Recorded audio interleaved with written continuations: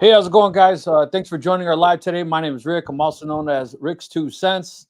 Alive here with my co-host Roger from Roger Shop, Steve from Steve Makes Anything, and our new man behind the curtain, so to speak, from the Wizard of Oz, Conrad. So he's going to be helping moderating our channel so that we can focus on answering your guys' questions and not have to focus on the comments or to share them because we want to do that. Do you guys just want to kind of say hello as I gave everyone a warm welcome? Hello. Yep. Hello, everybody. Man of one word. So again, these YouTube lives there are for questions and answers. So if anybody has any questions, who's that? What else got feedback? Yeah, so if anybody has any questions or anything you'd like to ask us, feel free to ask us in the comments below, and of course, we will answer them. I'm not seeing anything populate. Are you? No. Nothing. Hold on, let me check this. I have 2 people watching. Hello, 2 people. Okay. No Viking today. The bearded Viking Daniel, he is absent in his presence. But the show must go on. We are here. We are live. So again, we're here to ask you guys any questions you have. Let us know. Let us know. How's you guys' week, man? Anything crazy? You gotta, before we start, you got like the Shop Talk logo over top of all your stuff. Yeah, on the bottom of the let's screen. see this. Hold on. I mean, everybody can just go watch my channel. That's okay, but hold up.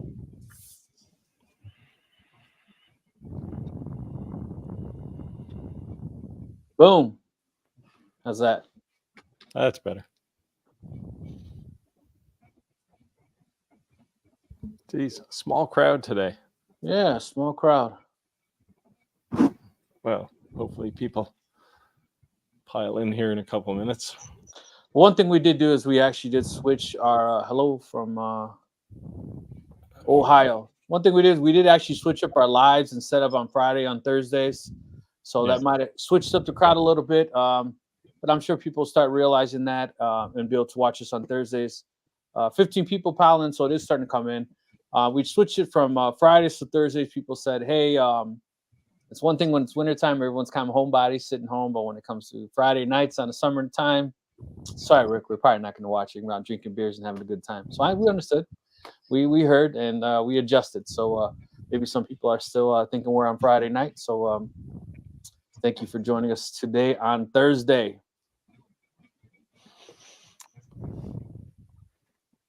I was going to say, hey, I was going to say hi, Conrad, but hi, Conrad.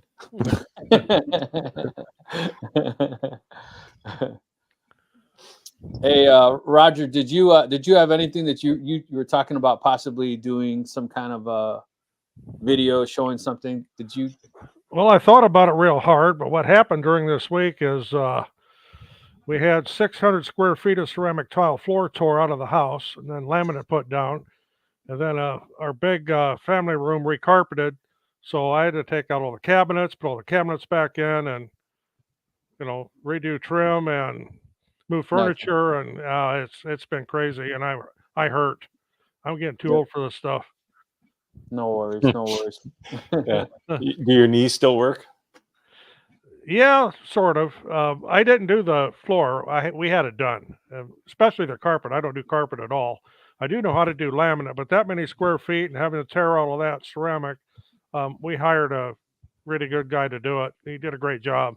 Nice one. But we have dust everywhere, and I do mean dust. Yep, I know. I chiseled 300 square feet of tile out of my house last year, and there was red dust everywhere. Yeah. So Steve, you have some exciting news. We were kind of talking offline, and you're going to have some new goodies in the shop soon. I may have a couple of fiber lasers coming. Nice one. It'll probably be April, so it's probably going to be a couple of weeks yet. But that's cool. Very cool. Yeah. Very cool. So yeah, we joined the fiber laser. I probably have a new recreate coming. I've got this X-Tool P2. I want to talk about XCS2, which which is out there. I don't know if I don't know. Do you have an X-Tool laser, Roger? I have 2 X-Tool D1s, and then I have the S1. Do you have you tried X-Tool or XCS2? No. Yeah. So the cool thing about XCS2 is you can control all 3 lasers from one place at the same time. Oh, that'd be cool. So you can start a good. job on 3 different lasers. Yeah. So that's their version of Lightburn, right? Yes. Yes. Yeah, they asked me if I would do a comparison of Lightburn to XCS, and I said, well, I don't know who's going to win that. But the more I play with XCS2, the more I like it, actually. Nice. They focused a lot on the workflow. So I got it. Sorry, go ahead. Go ahead. No, I was just going to say that I got an email today, and it was supposedly from X-Tool, and I assumed that it's a scammer, and I was just going to warn other people.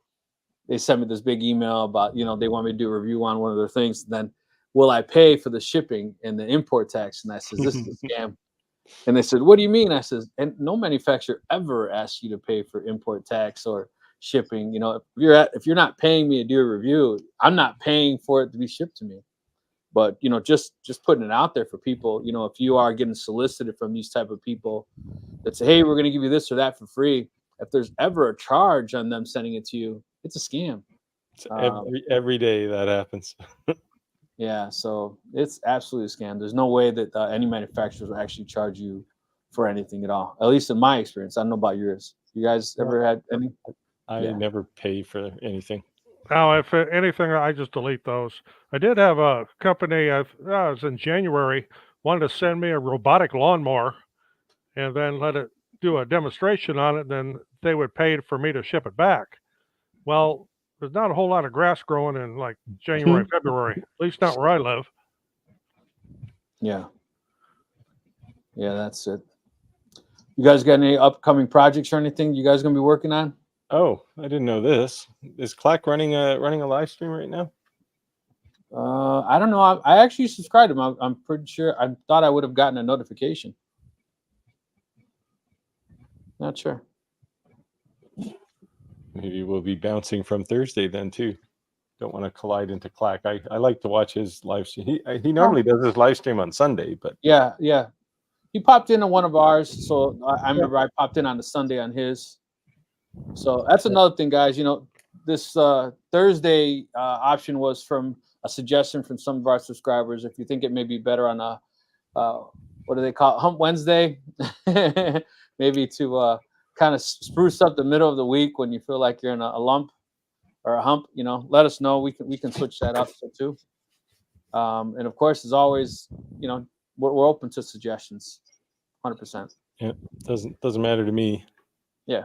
I don't go to work every morning. Well, I do. I work here. Well, I go to work on Monday and Tuesdays. Oh yeah. Yeah. So as my brother tells me, every night is Friday night and every morning Saturday morning. So yeah, I have a long way till I'm retired. So I'm still paying. Well, I did too. I just decided I wasn't going to work anymore. So yeah. Well, I am retired and I'm busier now than I was when I was working every day. Yeah. The job. But no one told you had to do OnlyFans. That was on your own decision. Yep, it's on my own now. Yeah, I do wonder how I ever squeezed in a 40-hour-a-week job. Well, it was like 60 hours, but I just don't know how I managed to do that because I'm busier now than I was when I was working. Well, our big difference here now is since I retired, it's back in 2019, we don't have employees anymore. We used to have employees. And now we don't have them. And actually, it saves you a lot of money because there's no workman's comp and there's no unemployment insurance. There's none of that stuff. Right. So I made a video not too long ago, and I was doing that. I showed you guys those laserable leather patches. Yep. And I got kind of roasted on TikTok because people were saying that that I wasn't exhausting the fumes, right? Well, obviously, you can see the exhaust is right here, right? But when I had that tube, it just looks so ugly in the video. So I kind of turned the camera like this. You know what I mean? Wow. And I removed the tube out of the shot because I just thought it just looked ugly. So I went and bought some 120 millimeter desktop fans. And I'm going to build like a little mini enclosure. And then on the back side, have the hose going into it. So from the front side, all you're seeing is RGB LED fans. So it looks a little nicer for the camera. Yeah, I'm gonna put these 50-watt fiber lasers, or 60-watt, I think one of them is, in a box too, because when you get to that much power with a fiber laser, it's just outright dangerous, right? So right. I mean, the Yeah. metal's crazy because you see like this when you touch the base afterwards, like how fine that is, that powder that's coming off. yeah, That's, that stuff's not good to breathe for sure. Yeah. Clack is doing his unboxing of an F1. We got some fellow competition. I could save a whole bunch of time and go get my F1. Here it is. It's going to be a short video because when you take an F1 out of the box, it takes about 3 seconds, and then you plug it in, you're done. Really? It's all pre-assembled? Yeah, pretty much. There's no, I mean, you have to put the workspace on, I think, and connect a pipe to it. So it's pretty quick. We're climbing. A little more people jumping to live. Thank you for joining us. Let us know where you're joining us from. Leave in the comments below. And of course, if you have any questions, feel free to let us know. Yeah. Once they realize Dave is just opening a box there, they'll be all back over here. Little Artur has a new H10 laser that the only assembly you really have to do on that's put the head on it and plug it in. I mean, it's all like 10 minutes and you're ready to go. Yeah, I love that trend, actually. I was probably, I don't know, 18 months ago when, because laser companies will sometimes talk to you after, right? When you review something and they'll say, what don't you like? And I said, I hate the fact that you got to put every one of these things together. It's like a science experiment. Yeah. And I think Acer was the first one, and then the next one they sent me was just basically assembled out of the box. You put the laser module on, and that's it. And now they all do it, which is nice. It's just silly to have to assemble everything. What did I have to put together? Oh, the Falcon 2 Pro. You have to assemble that plastic dome around it, and there's like 14 pieces that you have to hold all at the same time before you can get the first screw in, and it's a bit tedious, but it's that one I had to do some assembly on, but that's I think the last one. I still haven't put my CNC together. Oh, what's wrong with you, man? I know. I was just like, oh god. It's a Genmitsu SainSmart. I thought it was a little guy, the same one you guys had. That little 3018. Yeah. Oh, I used to have one of those. I gave it away. Yeah, I thought both of you had one. Yeah. And the guy I gave it to gave it away because I gave him a better one. So. Hey, so I just got this knife. Take a look at this. I've seen more and more people doing that with metal. They're creating that. Like Damascus. Yeah. I was actually trying to figure out what's that called. They do it with electricity, right? Well, if you're forging a knife, you create it with the Damascus steel, and it looks like that when it's done. Okay. Yeah, but that's making Damascus steel is quite the art with all the layers they have to do and hammer out. And so it's brass on the outside, and it's that whatever you call it, Damascus. So now the knife makers will be complaining about lasers not being real tools too. So I'll do some engraving on this. It'll be pretty cool. Yeah. We'll I mean, it's a nice effect, right? To say, oh, sorry, oh, we both sorry. did it. F1 is a poor man's MOPA. No, thank you. You know, it's not even that cheap, right? Like you can get a 20-watt fiber laser for around the same price as an F1. Now you don't get the diode capability, but you get a laser that's bigger. Now you won't get a MOPA probably for 2,000, but no, I think a MOPA's around $5,000. No, they've come way down in price. The one ComMarker has, well, it's not an announced product yet, but it's going to be like less than $4,000, I think. But how many watts is it? 30? The low power one will be Yeah. that, right? Yeah, probably 20 or I 30 mean, any watts. of them, when you go 50, 60, 100 watts, their prices go up like crazy, right? Like a 100 Right. watt MOPA is going to be close to 10 grand. Yeah. So I think that when it comes to those lasers, like the one thing people have to understand is it's not, if you put a 60 and a 30 next to each other and you're literally doing the same exact thing, like just because it's 60 doesn't mean it's gonna like be twice as fast. The real thing is that it can jump in the higher frequency ranges, so it's doing cleaning passes. So Yeah. so when they're doing this, when they're doing these videos and somebody has a 30 and you have a 60, you're like, man, how is it coming out so much better? And what it is Lightburn just came out with a new input that, like, after you can set how many passes, but after a deep engraving, it's called an engraving pass, you have a cleanup pass and it changes the levels. So but because it does it so fast, you think that it's that much better of a laser. It's really that it's capable of, doing these different type of passes. Yeah, Right? the more power though gives you the capability for more depth, right? Like a 20 watt, the 20 watt comm marker can dig down about, I don't know, a third of a millimeter, like 0.3 millimeters. I mean, it's enough that you can see it and feel it, but it's not a coin, right? Like it's Right. like I showed you mine. It's actually pretty smooth, and I mean, it was like 128 passes or something, right? And if I did 128 passes with a 60 watt, I'd have a hole cut through the thing. Yeah. Because this stuff is very thin. Like I get a real common question on the diode lasers. So, they say, well, I've got a 10 watt. If I get a 20 watt, it'll be twice as fast. No, it isn't.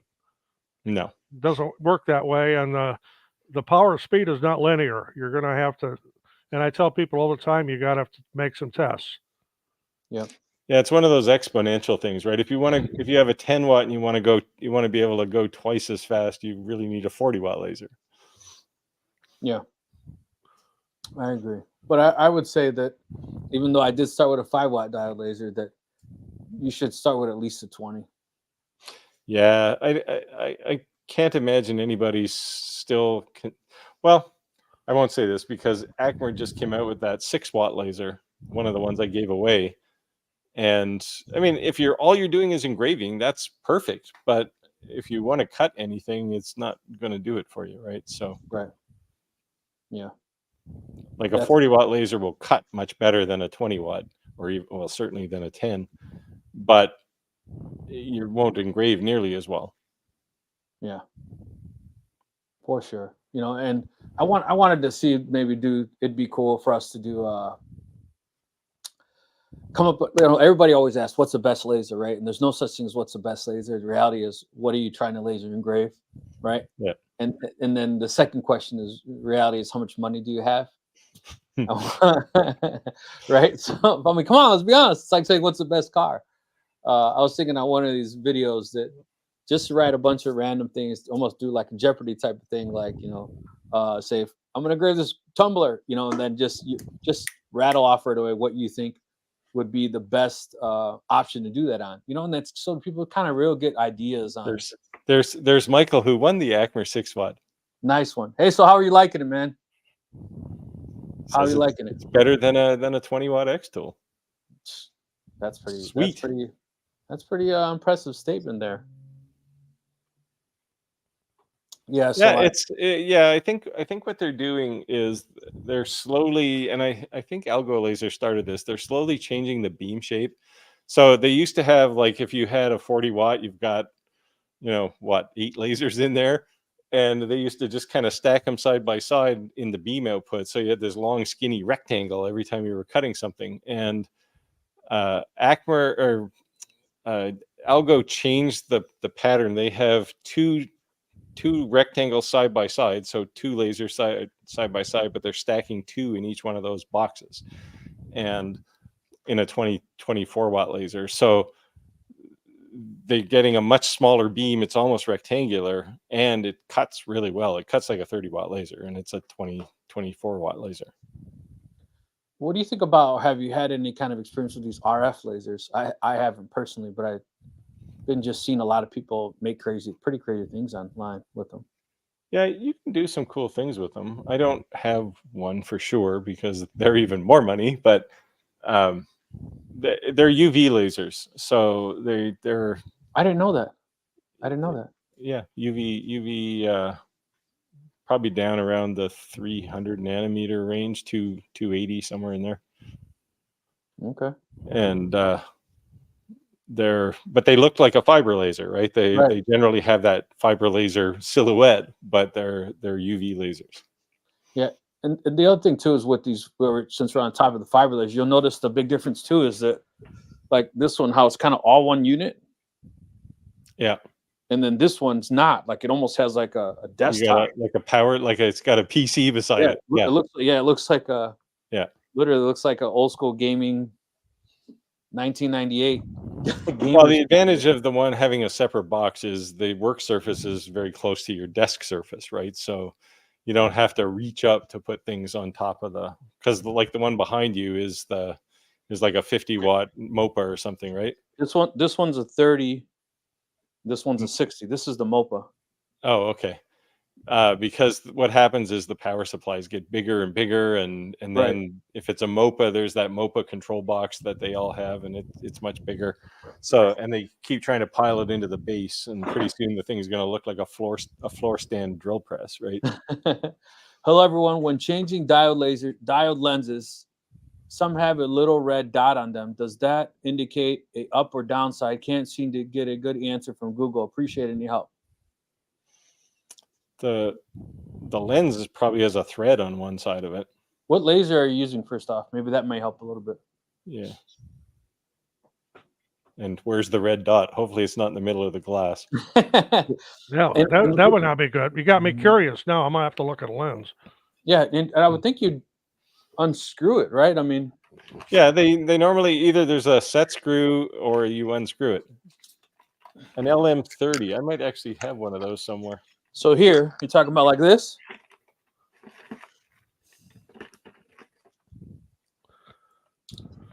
Literally this. Yeah, that kind of thing. But they normally have a thread on one side, right? Yeah. Yeah. You should be able, and the LM3 certainly does. You should be able to just unscrew that thing and then screw in the the ones I'm looking at that I have, the glass doesn't come out. This is okay. So they all do come out. Just they're glued in, right? So you have to knock out. This is the spare that comes with the longer B1. Yeah, that thing's probably not actually a lens. It's probably just the just a piece of quartz, right? The protective shield. The lens is probably deeper inside the module, and I think it is on an LM3. But that's the thing that ultimately takes the damage if the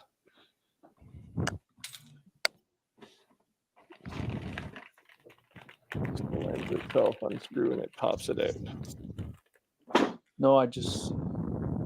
Yeah, I don't... Hang on.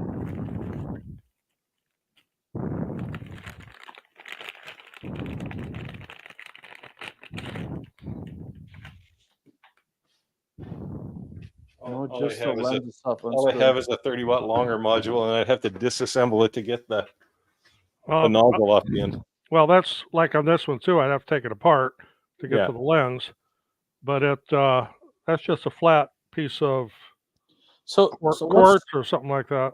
So what's the question? Did you unscrew it and it fell out, or it fell out and you're trying to put it back in? What are you trying to do? That just sounds like it's an orientation point. Right. So that's what I'm saying. Did it fall out? There you go. That's what he says. It's the part you clean when you unscrew the nozzle. Yeah. Yeah, that's just a piece of quartz normally. Yeah, it should just be a flat piece of clear quartz. Yeah, you should only have to clean the outside of it too, because the inside is sealed. Right. Yeah, if you're getting dirt or clouding up on the inside, there's something wrong there. Yeah. Now you could have dirt baked to the glass, but depending on how dirty it is. Yeah. But most lasers, I don't remember if the or Tour includes them or not.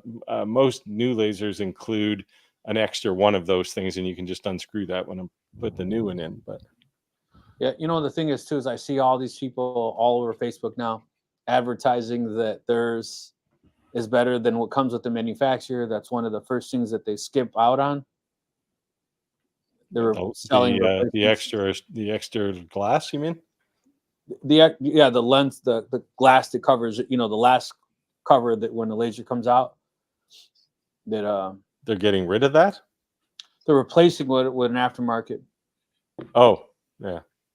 They're basically using this, sending a laser light through it, and then using some kind of device that measures the light, and then using the OEM, and then putting on an aftermarket and saying how much stronger the laser is with an aftermarket lens versus the OEM.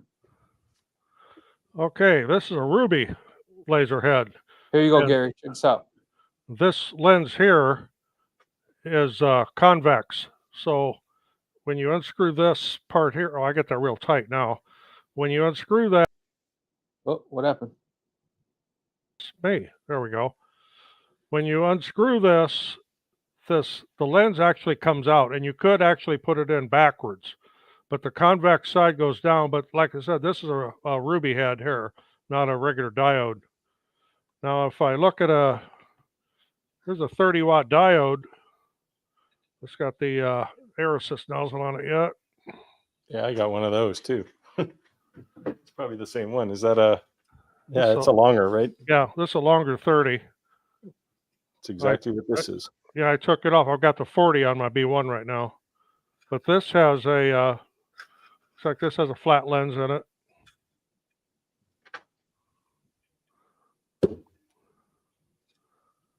But to actually get this out, I have to take this outer housing off to be able to get to the set screw that's in there to take it off the lens.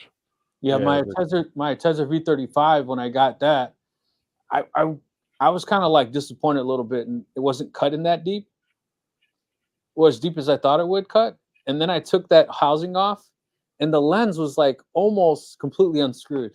Like I screwed it all the way up, and it was like the laser was like 25, maybe 100% more powerful. You know what I mean? I was like, oh man. Okay, here's some further disassembly. So the little flat, I would call it a lens protection, is still inside my air assist nozzle here.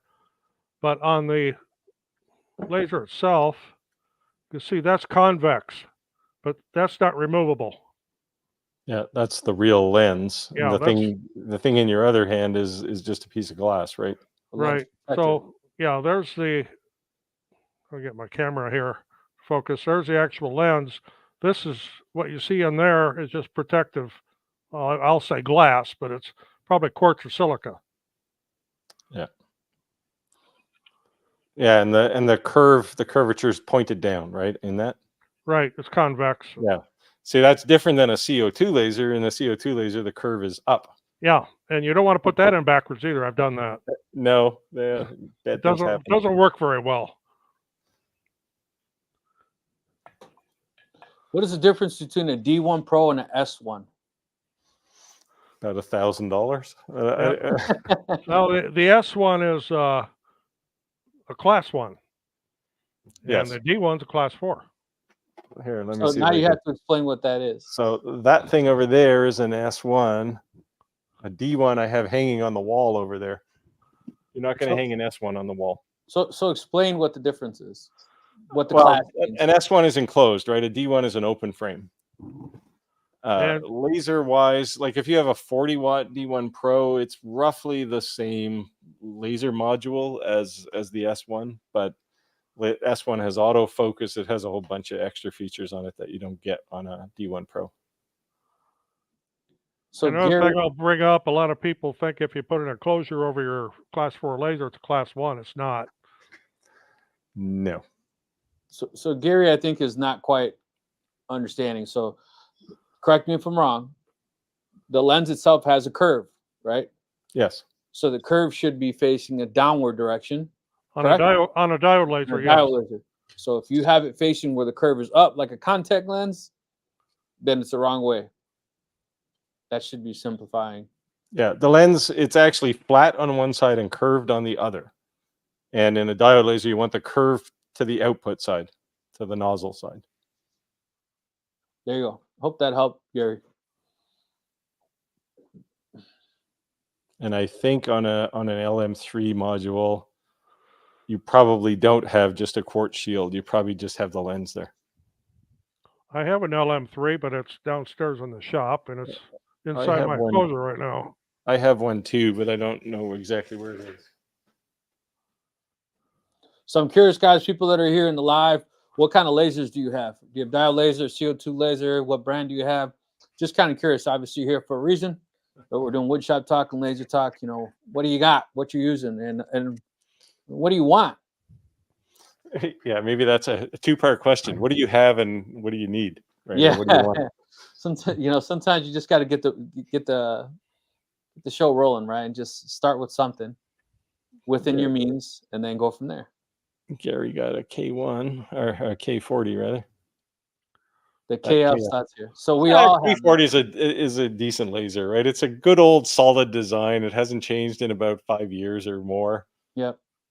And I have one, and if you're going to cut clear acrylic, it's perfect for it. Yep. Yeah, we all have one. We Create. I like that laser. Yeah. Yep.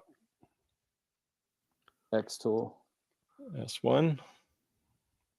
I like that laser too. I like a D1 Pro. I should get rid of mine actually because I don't use it anymore. There's still a lot of Ortour lasers around. I'm shocked. I have two of them. Yeah, I got. Well, I have an Ortour. They made a 5-watt one. What the hell was it called? Or a The Ferro? LM2. Well, Ferro, the cheap brand of it. Is it this guy right here? I have one of those. I have an LM2 or an OM2. I have an OM3. Wow, I got rid of the OM3. The old Ferro right there. Yeah. To be honest with you, when I got it, it didn't work. I couldn't get it to move. And what it turns out, I guess that in the G codes, you can write to lock the wheels. Well, you lock movement. It's still free to move, but motors won't move it. Right. So I didn't understand what was wrong with it. And I was on YouTube searching, and someone said they got it. They were so pissed off, and they just, and then all of a sudden it worked. But I was so frustrated after that. I was like, forget this laser. Dollars each. So I'm just like, why would you send it like that? Why would you send it like that? Yeah. 21 X tool. And of course, Michael has that 6-watt Acmer. I'm glad you like it because I was a little worried. They originally the draw was going to be just for one of those, and I talked Acmer up a little bit. And then once I talked them up to a laser, they said, well, if you get more than 200 people entering, we'll give you the other one anyway. So, hey, nice. I'll take two. Yeah, Adam Stack makes a good laser too. I've got, well, I had 3 of them down to 1 now. I sold a couple of them off. Yeah, I have the K1 Pro, which is an Adam Stack, right? You guys both have Iker K1 Pros, right? Yep, sitting on the floor over there. Yep. Comgo Z. Yeah, I had a Comgo. I gave that to my grandson. He's going to learn how to use it. Adam Stack A5 Pro. I just sold one of those not too long ago. The Ferro I did sell. Tech, nope, didn't have one of those. I like Ray 5s. I do too. I've reviewed all of them. The 5, 10, 20. I even expanded mine to that 850 millimeter work area square. Bought yourself some 2020 extrusion and screwed it in? Oh, they have a kit. Oh, do they? Comes with a wiring harness and everything. Did you guys both have the Arturo V35s, right? Arturo what? The V35s? What is that? A Tezer, not Arturo. A Tezer. Oh, yes. A Tezer V35s. Oh, yeah. Did you install the extended leg? No, I haven't. I never installed it. Not on that one. Yeah. I've got 2 lasers, actually 3 with extensions on them now, and I don't need any more big ones. They take up a lot of space. The main reason my Ray 5 now has to lean against the wall. when I'm not The using main it. reason I didn't install the extended rails was because I didn't have an enclosure for it, and I liked the Atezzer enclosure because it's FR, and the fans actually works pretty well on it, and it doesn't have a bottom, so you can use it as a pass through. Yeah. So as much as I thought I wanted the extended extensions, then I didn't because I'd have to build an enclosure. So, Michael, the only reason your belts would fall off is if the belts are loose Yep. and the fan stops working. I don't know what the conditions are. Like, does it run and then just suddenly stop, or does it make a screeching, grinding metal noise as it's stopping, or is it just stopping? Because the fan could be stopping depending on what you're doing with light burn too. And also keep in mind that these are just desktop PC fans, right? So there's bearings in them, and if you don't regularly maintain your laser or blow it out, clean it out, it could just be getting garbed up with dust Yeah. and dirt and grime. Especially No, the exhaust fan. I had Yeah. a 3D printer where the belt kept coming off of the y-axis, and then it was actually ended up being the sprocket had cracked Oh. on the motor and was slipping, and when it would start to make a fast retraction, the belt would come off. And I about went nuts trying to figure out what was causing that. I took this this is a 2-inch that goes with a 6-inch above that. And I put that valve on there so I could turn it off so that the exhaust is not, sucking from one laser if it's not doing it other, so that there's more Yeah. suction coming from laser being in use. And when I looked down that 6-inch tube, I was surprised how much stuff was actually all stuck to the inside. Oh yeah. It was a Smoke lot. is really just dust, right? So Right. A lot. So I think I'm gonna buy one of those. I don't know if you guys ever seen it. It's like they're used for a dryer vent. Put it on a drill with a snake. I think they I'm have a literally hand gonna one buy too. You can just rub it in and out like a toothbrush. Yeah, I think I'm literally gonna buy that. Sane Smart 4040. Oh, you took it away. Yep. I have a 4040 Reno. I just did an upgrade on my 4030 to a 6060 now, and it's a really nice upgrade actually. Nice. Well, my next upgrade on my 4040 is going to be to put a trim router on it. Yeah, I did that at the same time. Sane Smart actually has four, like it's 1313, so it's 4 feet by 4 feet upgrade rails as well for Wow. the 4030 Pro. Yeah, That's that's pretty quite an upgrade. Given that you're Yeah. when you do this upgrade, you basically take a handful of parts and keep them and throw the rest away and Really? then assemble. Yeah. Well, you're throwing all the rails away, right? And the cables and the drag chains. So you got basically a handful of brackets and some stepper motors, and everything else is gone. I do not put grease on the wheels of my lasers. Nope. It's gonna No. actually do an opposite effect, right? Because they're greased and all that grime is gonna stick to it. You should probably just keep it clean. I just blow it out with a compressor. Well, the wheels Yeah. are sealed anyway. You don't need to lubricate those. Yeah, if they're 608 bearings, they're basically a sealed bearing, so Right. you don't need to do anything to them. Yeah, I just take my And we're losing Rick there. And the beauty of those wheels is they're so cheap to buy. You can buy like 20 of them in a pack for $20 or something, $25. Yeah. So just as general maintenance, about every 18 months, you can take them all out and put new ones in if you want. Yeah, and since we're on Yeah. the subject of wheels, I'll bring up something I hear about quite a bit from viewers, is they get flat spots on them. Mhm. Well, if you tighten your eccentric up too much, make it too tight, then you let the thing sit for a long time, you're going to have flat spots on them. Yeah. And they make little bumps, and then you're going to have to change them. Rick had his little air pistol there. He was trying to look at me. I got an air pistol. I was saying Yeah, this those is how I clean my my laser. I just hook it up to the compressor and blow everything out. Also everything great out. for CNCs. Yeah. But then I make sure I turn that guy on for sure, because you start blowing that out, that dust is going everywhere. Yeah, I got one of those too. Oops, where did it go? Skateboard wheels. Here we go. Yes, 608 wheels are essentially the same wheels that skateboards use, same bearings. Yep. Very cool. Yeah, well, it's cool, man. You definitely see a different variety of lasers that people are using, and I think it's common to see if you own one, you own none, right? Because if it actually becomes a business, or then you can't just be down. So or you can't have a big project just running all day on one laser. So you're always upgrading to more than one. Yep. CO2 lasers, especially diode lasers, are generally pretty reliable. They give you a little more notice when they're going to fail than a CO2 laser. It'll just stop working one day, Yeah. and if you've got a big project that's due tomorrow, you got to have another laser.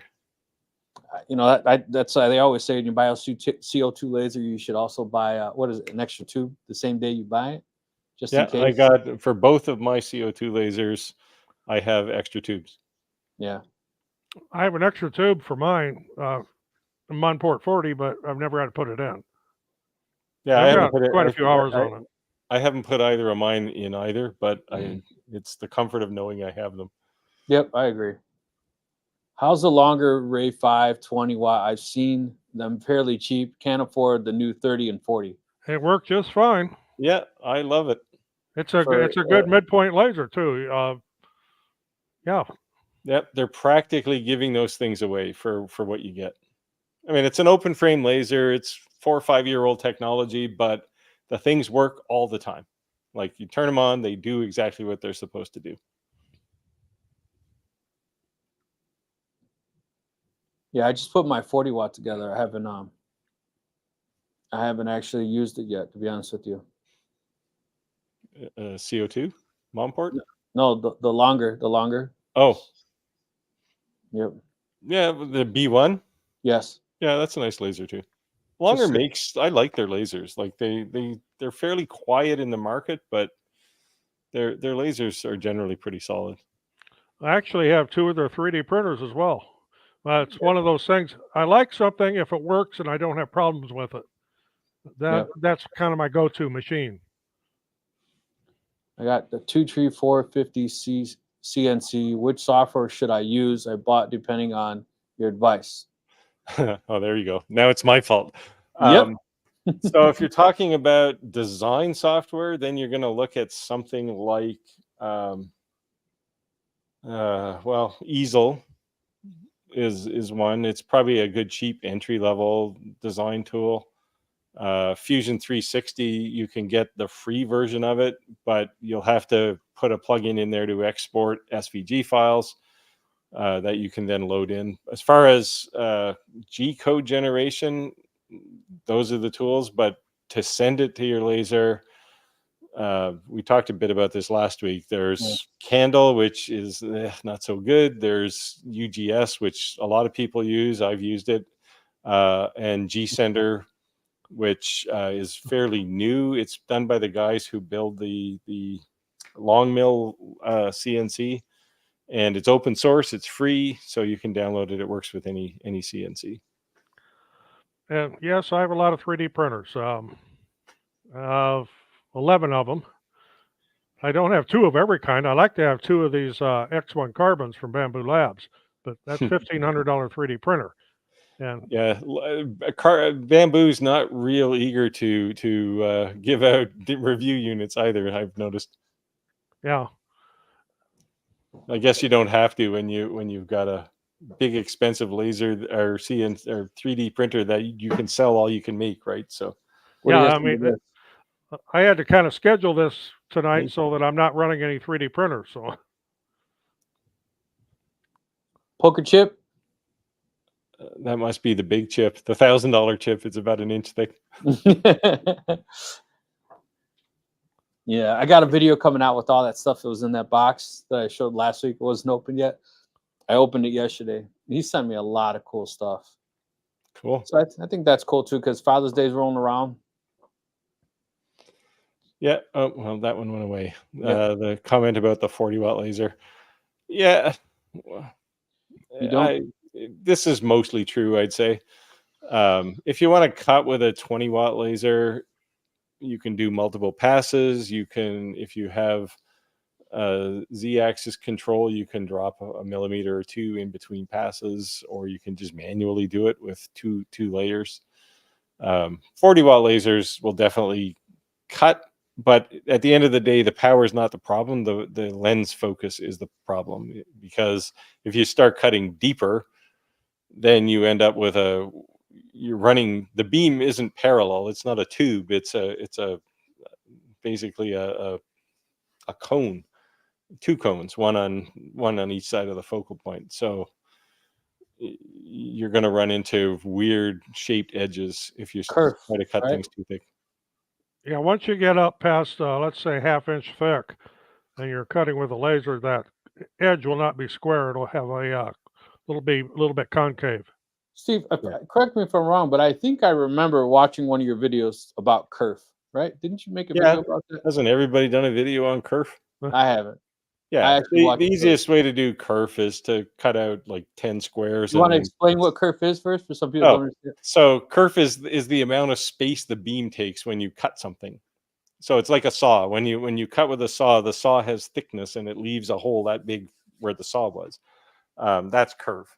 And lasers have it too, because a laser beam is, typically, well, if it's a higher power, 0.1 by 0.15 or something, that's the size of the hole it's going to punch through the material just for the beam.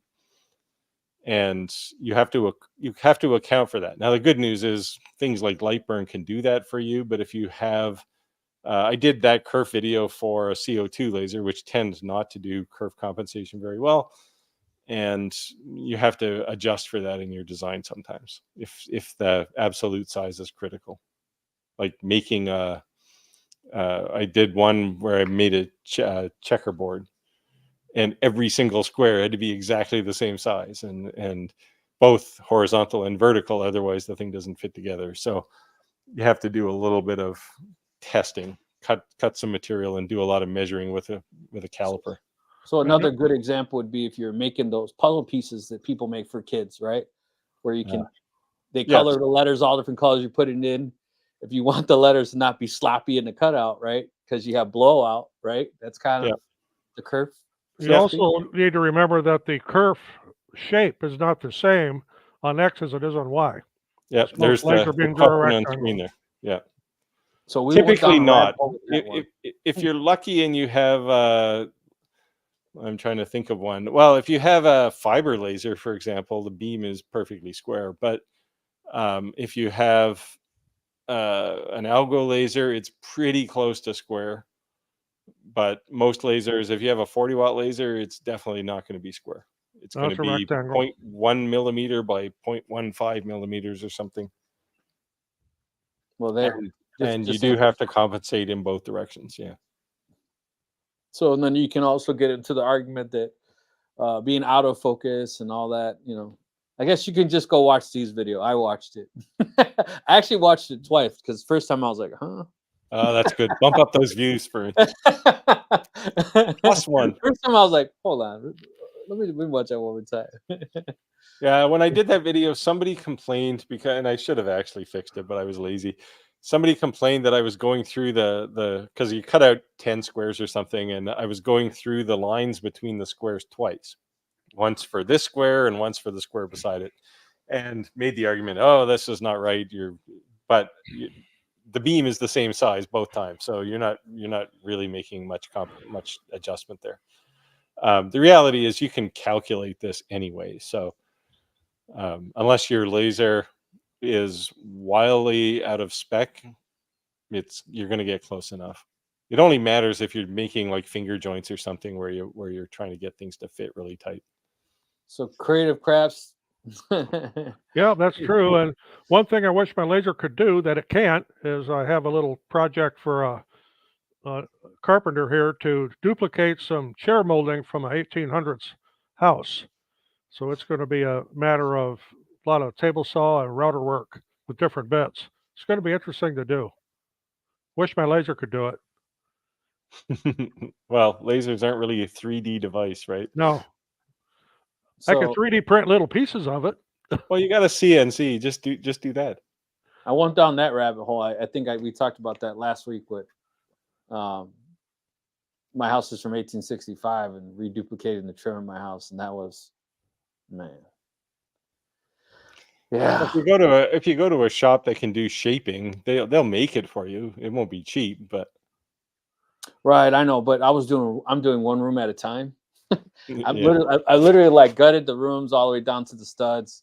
Yeah, Pulled conduit the in, pulled expense though, wires. if you're getting a custom shape made, like shaper bit, Mhm. the expense is not making them. The expense is making the shaper. Right. So once they have that made, you should be able to go back and buy just another run. It shouldn't be that expensive. I do have a shaper, but it's out in the Right, back but shed. I don't think I've used it for 10 years, but Yeah, I it's a think lot it of was work. like $1,700. Whoa, I'm disappearing. You're briefly it looked like a skull there, but Yeah. wow, what's happening to you, man? Oh, we lost him. All right. needs to put this in his shop. I'm gonna Yes, jump out. there he is. Oh no, he's still kind of. Oh no. You really need a better internet connection, man.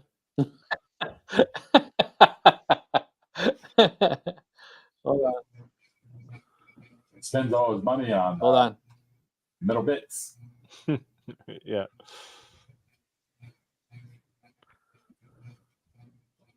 And he's gone. Yeah, although I do have wireless up here in the loft, I don't use it for this. I'm hardwired into our. I've got a managed switch that's down in the shop, and it goes through the switch. We have fiber internet here, so it's really fast and reliable. I am literally fiber from this computer to the internet. My Yeah. entire backbone in my house, my network backbone is all fiber. OM4. The sad thing is I'm 40 megabits in the house, but as soon as I go out to the outside world, it's like 2 megabits or something, or 2 gigabits, 40 gigabits, not 40 meg. When I had my house built, I put in a wiring closet, ran Cat5 to every room in the house. My master bedroom has a switch set up in it. And now you want to upgrade it all to Cat 8? Well, I run for my CNC. VCarve runs in Windows, and this is a Mac, but I have a virtual machine running on my NAS, which is across my driveway at the other end of my house, and I can probably run Windows from that machine on here as a virtual machine faster than most people's PCs, because it's on like a 24 core machine running in my NAS. And it's all fiber between here and there. It's just pushing pixels. So,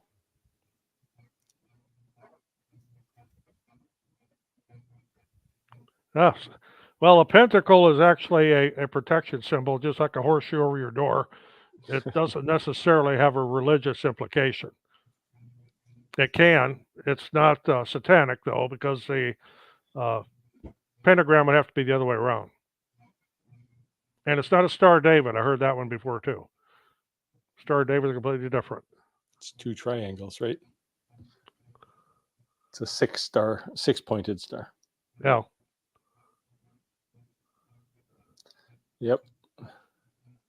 There's my vote, Michael. Fiber optic all the way. Yep. And it's not enough to have fiber optic, because most computers only have gigabit Ethernet in them. So you have to have some kind of adapter to get the Ethernet. But I have a 10 gig Ethernet adapter on this machine, but my NAS has like 40. Like, the problem is it all costs money, man. There's a lot of money. Switches, especially 40 gig switches or even 20 gig switches, are just insanely expensive. But I have 10 here, 10 in my shop, because 10 gig switch there and a 10 gig switch there. To call your internet provider, Rick, because you're still looking a little. Am I still little looking weird? Am I still looking weird? Yeah. Looks like the aliens are after my you there. internet's been having some issues. You're melting. I'm undercover. don't know. Yeah. I noticed The- today when I was on Teams, my internet was acting a little goofy. Can you change your I might have video to jump in upload on my from? phone. I was saying maybe you could change your video upload from 1080p down to 720 or something, and reduce the bandwidth you need, or even go down to 480. Or if you go less than that, you look like you came out of Minecraft. Yeah, let me check that out. Yeah, I dropped mine to 720 for this.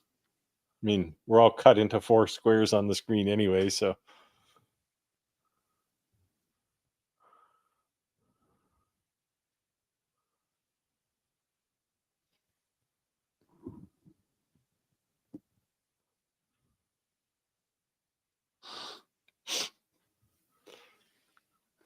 I don't know. Maybe he's mining for Bitcoin on that computer. That would use up There a you go, lot of mining video. script. Yeah.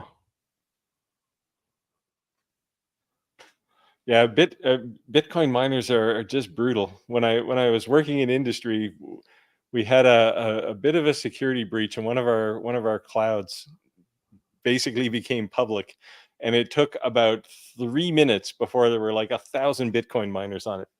It was just insane. Like they must be just banging on the door, going, "Can I install yet? Can I install yet?" I was doing this years ago when Bitcoin was getting to be a big deal. Working in a data center, putting a new UPS system in for them on the electrical side, and the admins there caught a couple of their guys using the data system servers to mine Bitcoin. So they didn't have to pay for their own power. They didn't have to pay for their own power. It takes a lot of power to mine Bitcoin. Yeah, really increases the profit margin of your Bitcoins. Yeah. Well, that's why these guys were hammering on them, right? It's just like we're building development tools in the cloud, and the first thing people develop is a Bitcoin miner. But we built a little bit of intelligence into the into cloud management to look for Bitcoin miners and kill them pretty quickly. So all good fun. Oh, we lost Rick, and he took all the questions with him. I haven't seen a line move there at all. Hey, what's this? An Algo Laser 40? You sure it's a 40? Because do they have one yet? I know they're coming out with one imminently. It could be like, oh yes, it's a quick Kickstarter project. Yeah. All right. I don't understand that. It's not like they're poor. Why do they need a Kickstarter? Well, that's why they're not poor. Yeah. You know, if you can pay for somebody who's going to buy a 40-watt laser module to pay for development, why not, right? Xtool does this, and they're like the biggest laser company. Well, Creality does it too with their 3D printers, and it just floors me that they do that. Yeah, it's kind of a sleazy way to do business, but yeah, I talked to Gil over at Algo Laser, and I was trying to get him to give me one of these 40-watt lasers early, but they're managing the entire thing through their Kickstarter project. So you'll probably have a 40-watt laser before I do, Musa.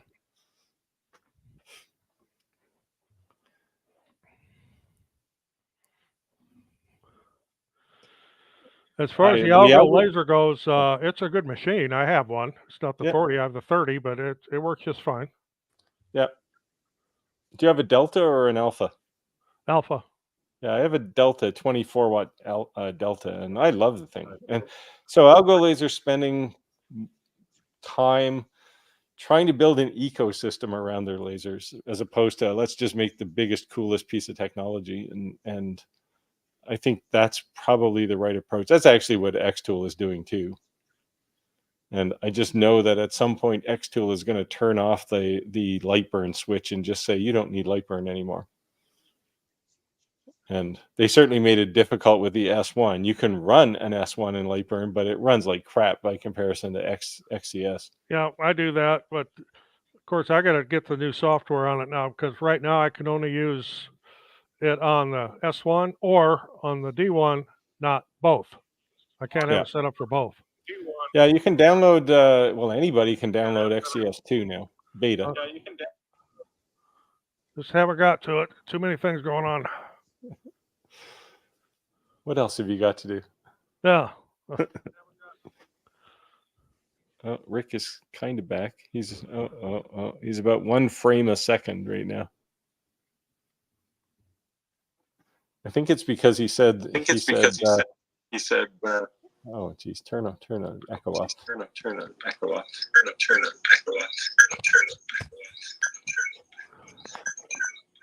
Hold on, sorry guys. Technical difficulties. Yep. Echo. Echo. Oh come on, you're gonna kill our reviews, man. Somebody's got to have the best There you next go. time out here. Okay, he muted. I was struggling with my S1 all week. They gave me XCS2, and the first thing it said was do a firmware upgrade on my S1, and I clicked OK. And when I restarted it, I had the flashing purple light of death on the front panel here, and I just couldn't connect to it anymore. But just before I came online here, I managed to finally get it working again. I'm always real skeptical about any firmware upgrades. I always wait a while when they come out with a new. It doesn't matter who it is. Always wait a while and let them get the bugs worked out. Yeah, that's good advice. I'm always a little alarmed when my car takes an update.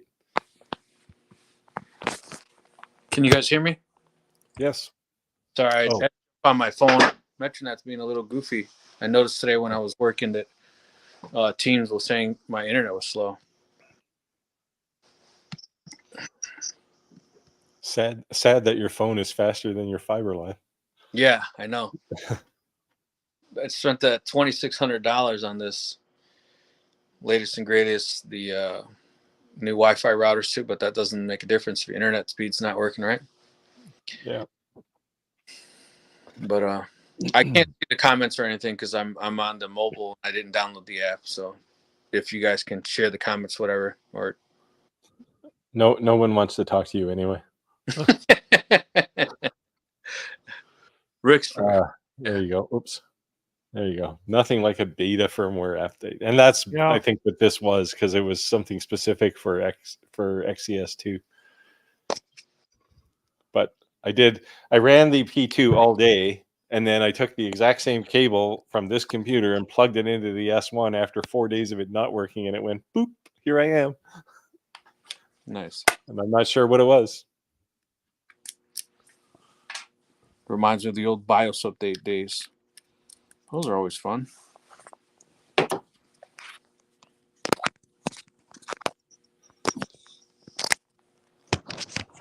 Is my audio okay?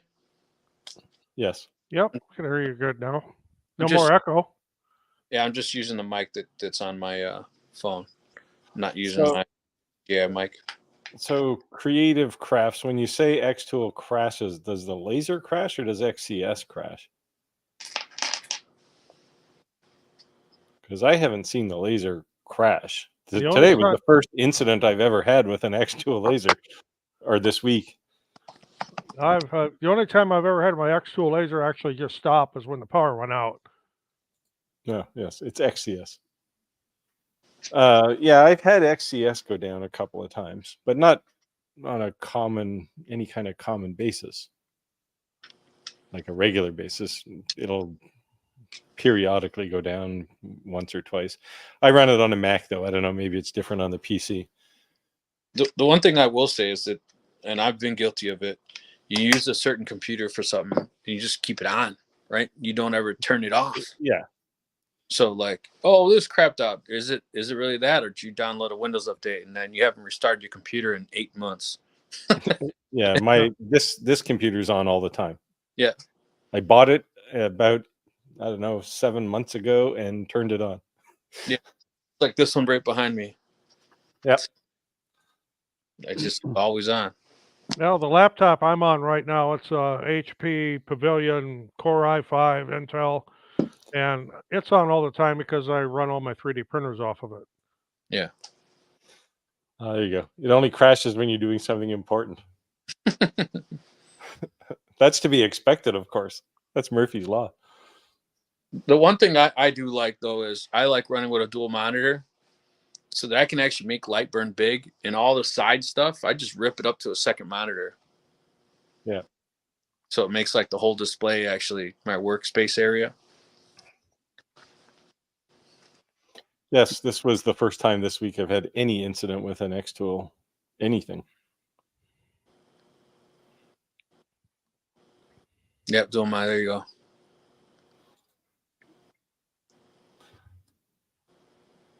I never seem to do anything important enough that I require a laser to be battery backed. My entire shop is not wired to my generator, which is why a few weeks ago when the power went down, I just went black, like feeling around in the dark in my workshop in the middle of the night.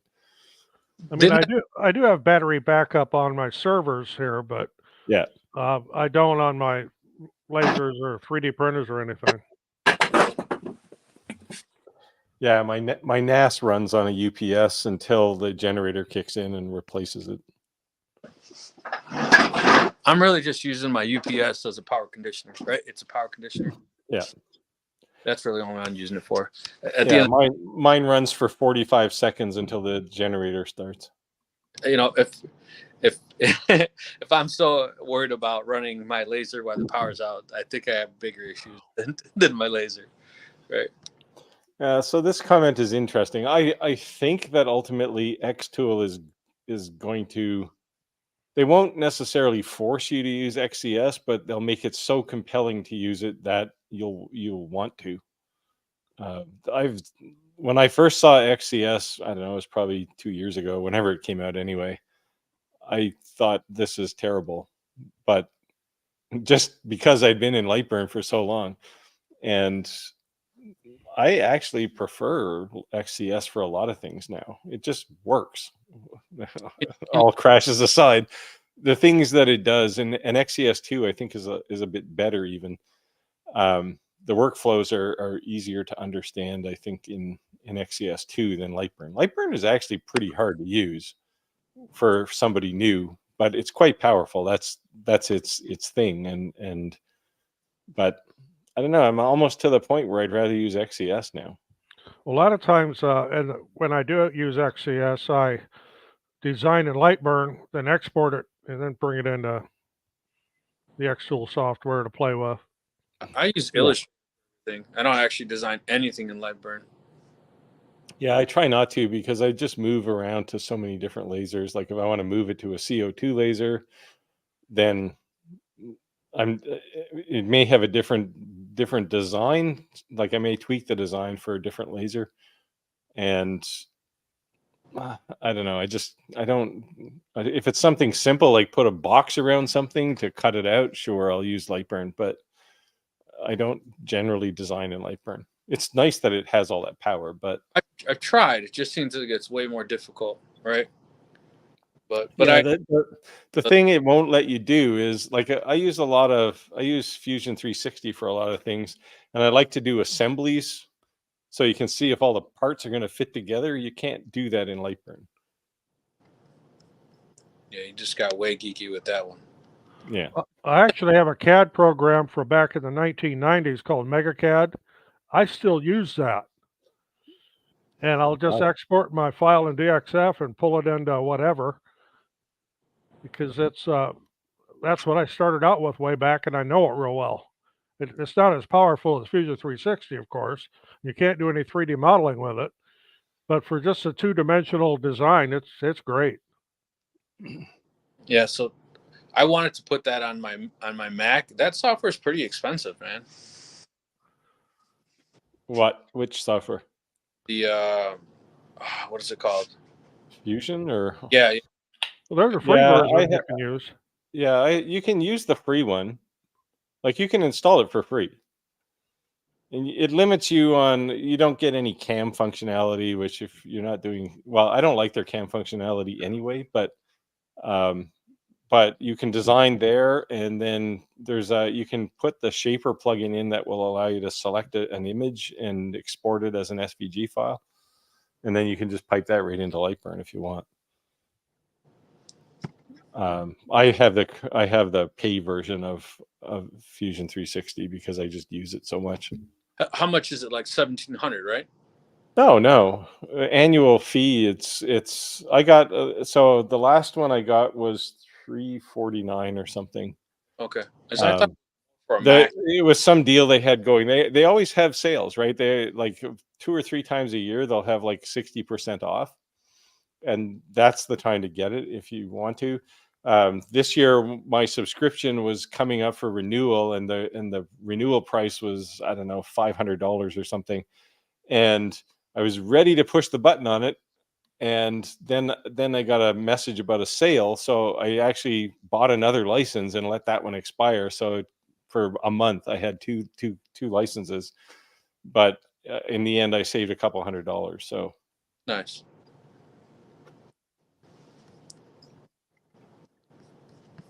I've just gotten accustomed to using my Mac now. Like, it was like I've never used a computer in my life when I first switched, but now it's like, man, it's, I don't know. yeah.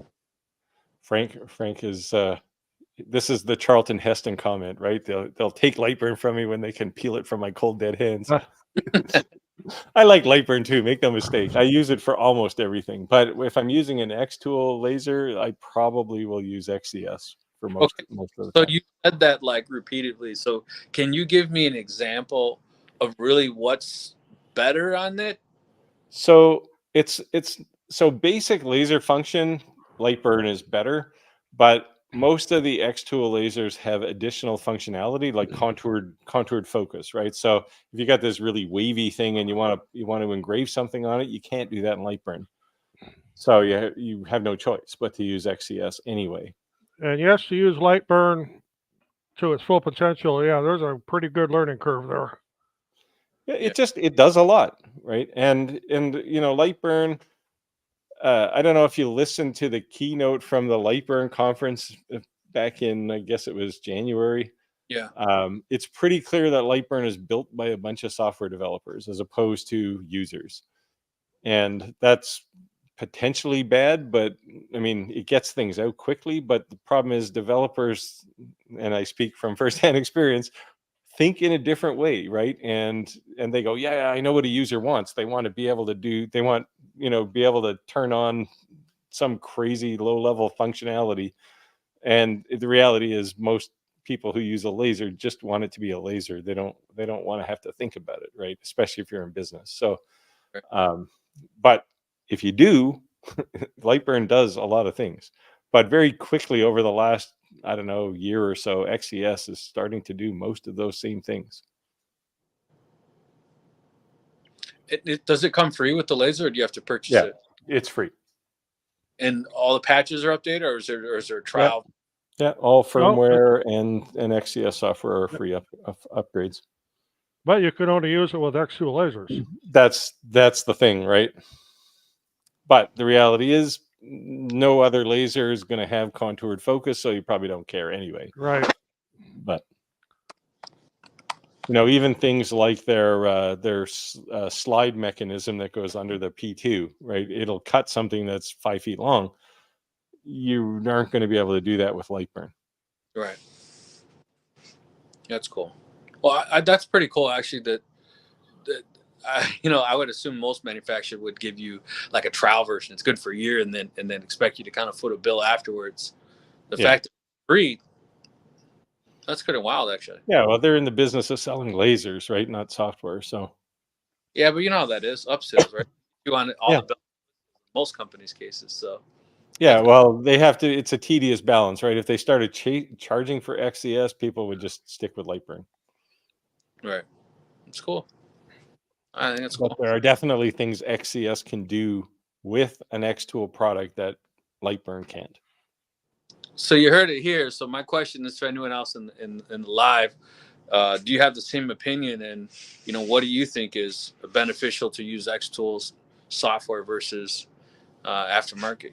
I'm curious to hear what other people's opinion is on that. Oh, I could give you the counter argument too, but Go for it. Well, it's one design for every laser, right? If you're using Lightburn. Like a design in Lightburn, you can put to an X-Tool laser as long as you're not using any of those special features. So there's benefits. But Lightburn is a professional tool. That's why I learned it, because I also want to be a professional one day. Alrighty. Well, when you get into 3D printers, since I have a lot of them, a lot of companies have their own proprietary software for their slicer software, and a lot of them are based off of Prusa, which is there's Cura, of course. Creality has their own. The hell is the name of that one? Oh, Kitty has their own, and Yeah. of course Bamboo has their own. But Bamboo's is very powerful. I like their slicing system. I really like it. Wish I could use that on my other printers, but you can't. Yeah, unfortunately, Snapmaker has their own too, and it's terrible. Yeah. And you can't use anything else. Oh, they got it locked down? Well, it's weird. The user experience is just weird, and their laser or their CNC, well, it's a laser CNC and 3D printer, will only talk to Luban. And even basic things on the laser side, like setting the power, it's just weird. Like it's not speed and percent power, it's crazy things that your brain doesn't work on, right? Like just bad units. And I don't know. I'm waiting for somebody to bring up laser Gerbil. Well, there's something that I don't use at all, but I get questions on all the time. How do I do this in laser Gerbil? Well, people ask because it's free, right? Yeah, but that's pretty far down the ladder as far as good software for operating a laser. It works, and that's about all you can say. Barely works. Yeah. Pass-through. Okay, pass-through is if you would have like a conveyor on the S1, or if you want to do a long porch sign and do it in sections. I think this is different pass-through. I think this is the pass-through for images. And Seizo, correct me if I'm wrong. Are you talking about the pass-through for image? Because that one is you process an image with an external tool, and then you give it to Lightburn and say, don't make any modifications to don't adjust the G code. Just do what I tell you to do. Oh, right? that's a different type of pass-through. I do a lot of porch signs, Yes, so we it's do the image one. Okay. pass-through there too. Yeah, that's incidentally the pass-through that you're talking about, Roger, is the reason Xtool has built XCS, because Lightburn doesn't want to entertain anything that isn't lowest common denominator. And it's really annoying, certainly Xtool, but there's a few other companies that want to add capability, and they can't because it's not supported by Lightburn, and they refuse to do it. This is the supporting evidence for my comment a while ago that sooner or later, I think Lightburn is going to disappear because they're not keeping up. And I can't blame them, because it's hard to keep up with all those features that are coming out. But pretty soon you'll buy a laser that has a whole bunch of capabilities, and Lightburn will just drop, right? It just won't work. And I think Xtool is going to certainly push that to make it happen. Crazy.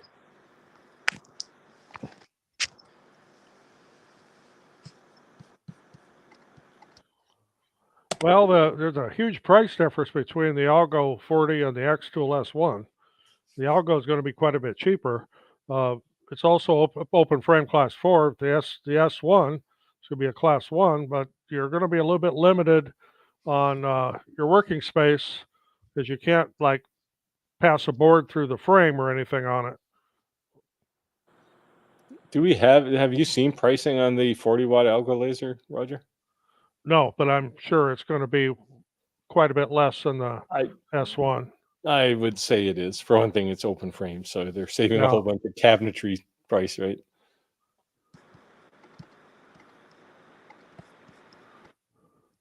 I'm trying to see if I can switch back to my computer. I just ran a bandwidth test, and I'm at least getting 200 megs now. It's not a gig, but we'll see. Yeah, the open gantry lasers I've done. I did a job here this last fall where I did a bunch of doors. Of course, I didn't put the laser vertically on the door. We took the doors off and put them on sawhorses, but then I just set the laser on the door, lined everything up, and framed it, and did the engraving. Yeah, as long as you appreciate the hazards of an open gantry laser and deal with it, I mean, they're fine, but they're not overly safe. And in answer to your question there, I don't think light burn is going to go away. Like, I don't think it's going to be a slow drift down to zero. I think somebody's going to broadside them and say, here's a new product that's better than that one. And people will flock to it. It happens all the time in software. Yeah, I agree. They're hugging the last tree in the forest, and somebody comes along and says, well, come over here. And we got something better. See, I thought DOS was the greatest thing there ever was till they came out with Windows. Well, you had me with, what did you call it? MegaCAD? Yeah, MegaCAD. That one goes way back. Yeah, it was probably popular in the day. Yeah, it came on a 5 1/4 floppy disk. That's why no one uses it now. You probably have the last 5 1/4 inch floppy disk. Oh, I just saved the file. You don't need to load it into a computer. It just runs right off of itself. It's kind of like Candle. You know, you can't install that either.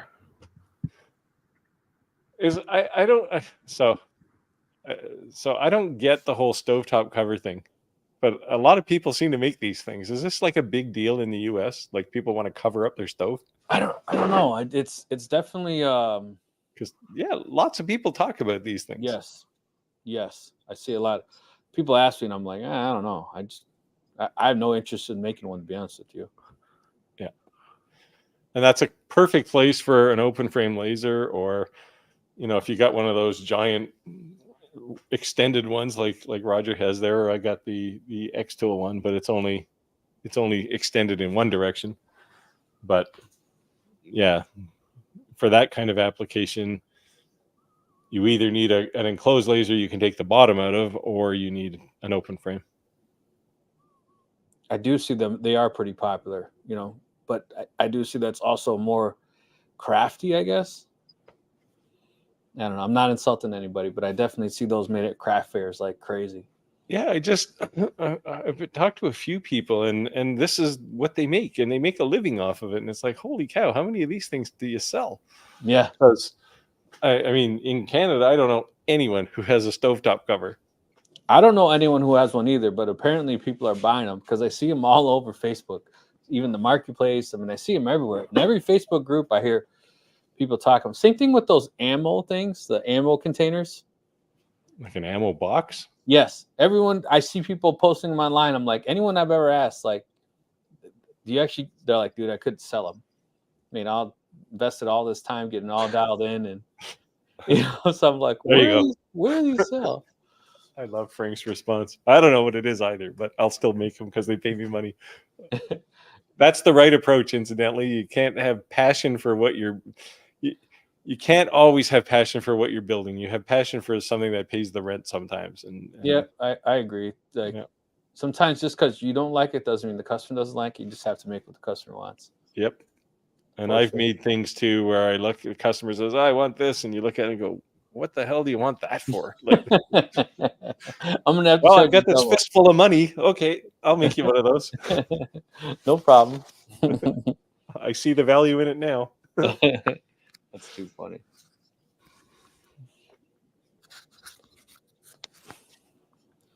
Yeah, so this is how I thought it was going to be. Like, it just gives you more counter space, right? I guess, and I could see that. I would just forget to take the thing off when I turn the stove on, and I would probably cause a fire. Well, don't make it out of wood. They're all made out of wood. Oh, I would think you'd want to make that out of aluminum or something. Everyone I've ever seen, they're made out of wood, and they engrave like a monogram on it, and they do like an inlay or black or white, or I see them constantly for sale online. Yeah, So I don't know. stove covers or noodle boards. Yeah, on most modern stoves, the induction stoves, it wouldn't matter anyway, on or off. It's not gonna hurt anything. Yeah, if you have a one of the ones that you actually need to put a pot on, right?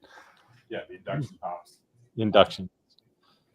Probably wouldn't want to put screws in it though. That might be interesting. It burns its way out. Let's say stove covers are used for extending your counter space in small kitchens. Yeah. Cheap metal stone covers would do good for DTF heat place. Oops. For DTF heat press, subject matter would sell. Roger, you do DTF as well, correct? Not DTF. I do. That's what I've been getting up a lot. I'm running prints on a sublimation printer. So I have an Epson 570 for sublimation. I've got a Sawgrass SG1000 running over here next to me, and it's quiet. That's why you can't hear it. But I have to go and pull the prints off every so often. I've got a order for a lot of tumblers, skinny tumblers, 20-ounce ones. We buy them by the case. Nice.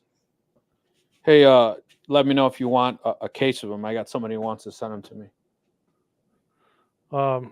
Depends what brand it is. If it's, I'll send it to you offline. Okay. Some of them are really crap. Yeah, well, then just say they're crap. I've done reviews on quite a few different brands on my channel. They're off Amazon. So I read their feedback, and it seemed like they're pretty decent. But I have a 17-inch. I haven't said this out loud to anyone yet, but I have a 17-inch DTF dual head printer coming with a mini shaker dryer, and then I have a 4-foot DTF 4-head 8-color channel DTF printer coming as well with the full shaker, vertical shaker. Do you have a die cutter? A what? Like a die cutter, like a Cricut or a Silhouette? I have a 54-inch Roland. I'm gonna try to. You want to see a hell of a die cutter? If I can turn this around, it's sitting over there on the stove. Nice. 24-inch. Had it given to me. Says here it doesn't work. Had a bad cord. Use Flexi. That's all it was, a bad cord. Use Flexi sign. What was that? Flexi sign. It's a software. I could. I haven't played with it too much yet. Okay. That's what he says. There's a sale for everyone, not cheap. Yeah. Yep. Just like we were saying earlier, if someone's willing to buy it, then someone's willing to make it. Yep. As long as there's a market, right? I've never seen anyone use one, but they do seem to be popular. Yes, out of wood like a cutting board, they use them as cutting boards while on the stove, and put in their counter while using the stove, and you don't lose counter space that way. Yeah, it makes sense. I just wonder, like I said, I would forget to take it off, and I would turn the stove on, and it'd cause a fire, I'm sure. Yeah, I don't know. I don't know. I thought about it. I'll be honest. I thought about it, but I was like, Well, when I was a kid, my mother used to store extra potato chips and so on inside the oven. Every once in a while, turn on the oven and forget they were in there. I don't know if it's just a Mexican thing. Very Mexican. I know you open their stove, it's full of pots and pans.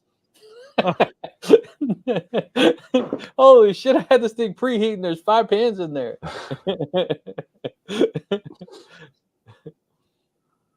Yes. There's. Oops. Whoops. Yeah, there you go, Roger. Now they're saying you need it. That's a functional stove cover for sure. You need a cover now, so you can put your vinyl cutter. That stove is fully functional, but the gas is turned off to it. We don't cook up here. There's a refrigerator up here too, but it's not on. This is strictly an extension of my shop now. Originally, we used to live up here while we were building our house back in the 90s. And mother-in-law lived up here for a while till she passed away. But since then, it's it was storage, and now it's a 3D print farm and laser storage and a laser room and heat presses and sublimation printers. And maybe someday I'll turn the whole camera around. You can see the other side of the room here where all the heat presses and everything are. Yeah, so I think I mentioned it last week. There's this new feature that's in StreamYard that we can make someone type in a hashtag, and then we can use the it automatically picks the giveaway, so we don't have to do what we're doing. It's kind of randomly scrolling and then sharing a message. I did get a ton of we talked about when we're offline, blanks for the fiber laser. You probably can't really see what they are in there, but I think next week for sure in our live, I will be doing a giveaway. We'll give away something kind of cool. A 50-watt MOPA laser? Not a 50-watt MOPA laser, but I'll give them a laser engravable something. Customized to their liking. Yeah. FlexiSign is spendy. I like FlexiSign. I've been using it since the 90s. But they have, I heard people using it for all kinds of stuff other than sign stuff though. I didn't know it was like, yeah. But that's all I use it for is vinyl plotter. Oh, Roger. Yeah, I'm busy. From about 5 in the morning till 10 at night every day. You know.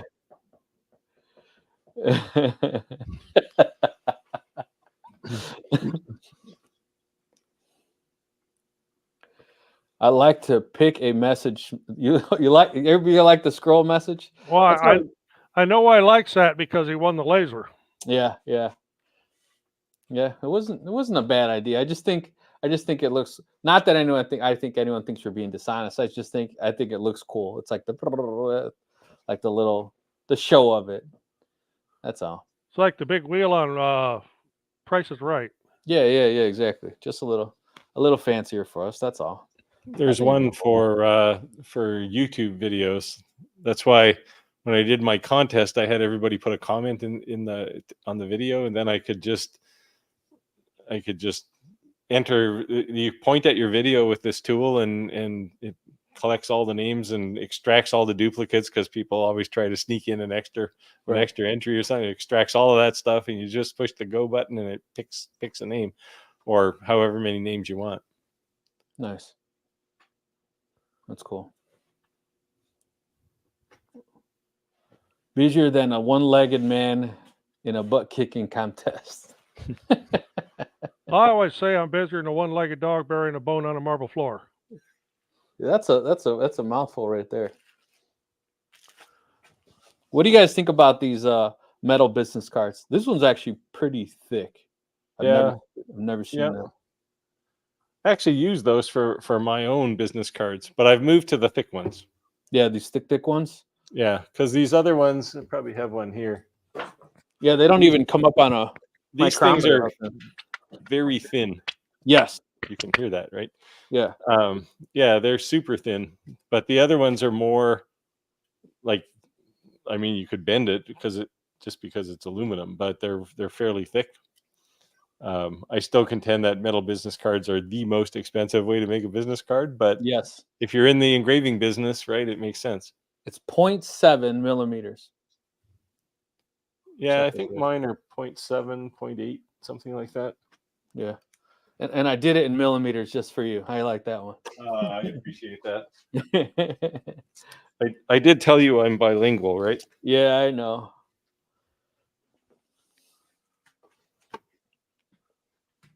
I think it's this pack. So, and for those who can't get the American Express Black, have you seen these? Have you seen these?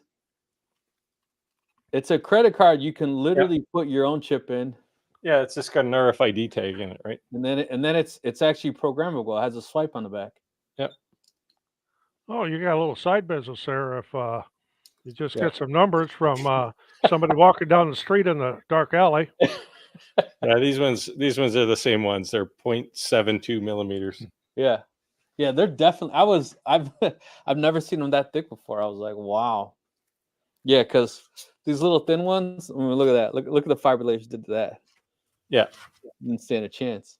Well, a 50-watt fiber laser will probably cut through these things too. Yeah. What do you say? I'm really enjoying the laser. Not so much all the money it cost me since. Welcome to the black hole. Yep. Yeah. You know, It when I It's gets like, spun around for a while, and when you think you know what you're doing, then you get the bill. well, it's just like when I first got my laser, I kept buying things, right? My wife's like, I thought you said that's all you needed. I thought you said that's all you needed. I thought you said that's all you needed. I'm like, it's just like owning a boat. It's a hole in the water you throw your money in, and I've got 3 of them. This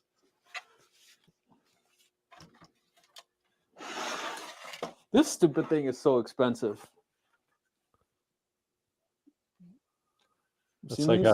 it's like a machining there. scientific table, though, right? Yeah. So the reason is when you're doing on the fiber laser, you'll have to get one of these. When you're dialing it in, then you put these on there to hold whatever you're doing. But instead of moving what you're laser engraving, you can just turn it. So it'll move this way or that way. You can Z and X, Y axis, whatever. You can move that instead of moving, your item you're engraving, especially when it's a millimeter difference means a lot. Does in my country anyway. I melted all my sister-in-law's pots and pans when I was making dinner during the preheat. I told you. I guess it's not just a Mexican thing. Well, he doesn't exactly sound like he's got a Mexican name, though. Hey, I got some half-breed brothers, so they look like you, but they got Ramirez's last name. So, and they're damn near in Canada. They're in Wisconsin. Like, you can't get any more Wisconsin. Well, we can let them slide across the border. They probably do anyway. Everyone else does. Yeah, they actually do. They're really big in the side-by-sides. And they say they just carry their passport on them because when they hit the trails, half the time they end up in they cross borders all the time. Yeah, so that's kind of crazy. They don't need it necessarily to get here. They need it to get home. Yeah. I was just surprised they don't see, I guess, I'm not saying racist, but they call a bunch of Mexicans across the border. They might think so, but if they're white, they're like, yeah, we don't care. You come across the border, we say, come on, we got beer. Let's go.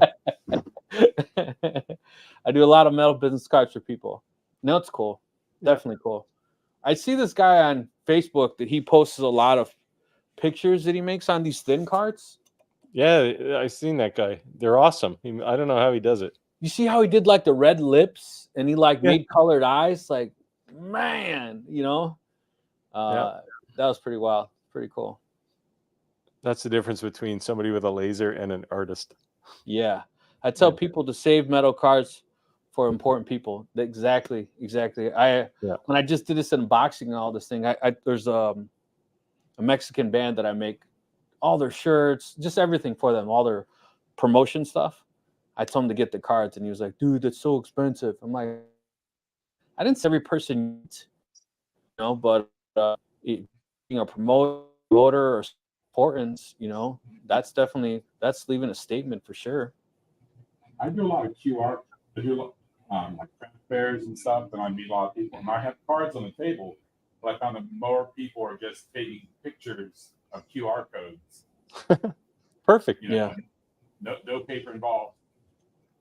Yeah, I put QR codes on the back of my business cards too for my websites and stuff. So. Yeah, I got a big banner on the back of the thing. It's got a QR code right in the middle of it. And I throw QR codes up. So whenever people come by, I take pictures of my projects I get, or I put on the table that the QR code always manages to squeeze into frame. Your audio sounds a little low to me. I don't know about you guys. Yeah, it's a little chopped up. Yeah. No, business card wise, I just got the little basic paper ones. Nice ones. Yeah, I work as a consultant yet, so Even though I'm retired, I still do consulting work. Right.